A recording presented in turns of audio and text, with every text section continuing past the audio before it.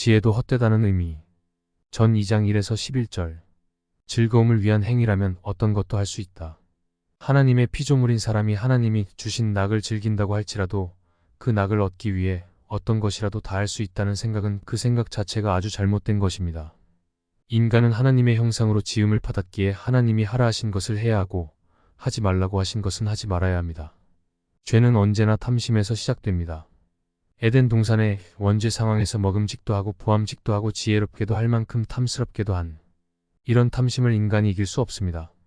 오직 예수 그리스도를 통하여 하나님의 말씀으로 채워져 말씀에 붙잡힌 사람 말고는 그 유혹에 빠질 수밖에 없습니다. 설령 지혜가 있고 믿음이 있다고 하는 사람조차도 예수 그리스도의 능력이 아니면 그런 유혹을 이길 수 없는 것입니다. 하나님은 사람에게 하지 말라고 금하신 것을 어겼을 때의 대가가 무엇인지 분명하게 말씀하셨습니다. 그것을 먹지 말라. 먹으면 반드시 죽는다. 그런데도 인간은 그것을 먹고 말았습니다. 그것도 하나님을 반역한 사탄의 말을 듣고요. 귀하고 귀한 영원한 생명을 죽음과 바꿀 만큼 일순간의 즐거움이 그렇게 좋은 것이었을까요? 에덴 동산에는 만족을 채워줄 맛있는 것들이 넘쳐남에도 그놈의 탐심이 다 망쳐버린 것입니다.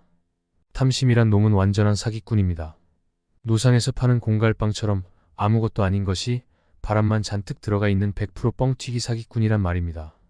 내가 시험 삼아 마음껏 낙을 누려보자. 무엇이든지 내 눈에 원하는 것을 내가 금지하지 아니하며 무엇이든지 내 마음이 즐거워하는 것을 내가 막지 아니하였으니. 솔로몬의 국제 결혼은 하지 말았어야 했습니다. 죄로 가득 찬 애굽은 하나님이 자기 백성 이스라엘을 이끌어내신 죄로 대표되는 나라입니다.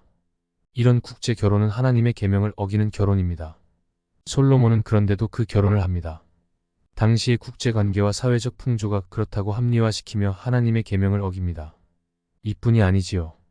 솔로몬은 모압, 암몬, 에돔, 시돈, 헷의 여인들과도 그렇게 하여 수많은 처첩들을 두어 그 여인들이 가지고 들어와서 하나님이 그토록 싫어하시는 자기 나라의 우상 숭배의 문화들을 하나님의 백성에게 퍼뜨리도록 하게 한 것입니다. 인간적인 정치적인 생각과 방법으로 여인에 대한 인간적인 탐심으로 하나님의 뜻을 가리며 하나님의 영광을 희생해가며 시험 삼아 자기 마음대로 눈길이 가는 대로 하나님의 계명도 어겨가며 자기 즐거움을 위해 할 짓 못할 짓 다 해보았지만 인생 말년에 되돌아보니 모두가 헛된 일이었다는 것입니다.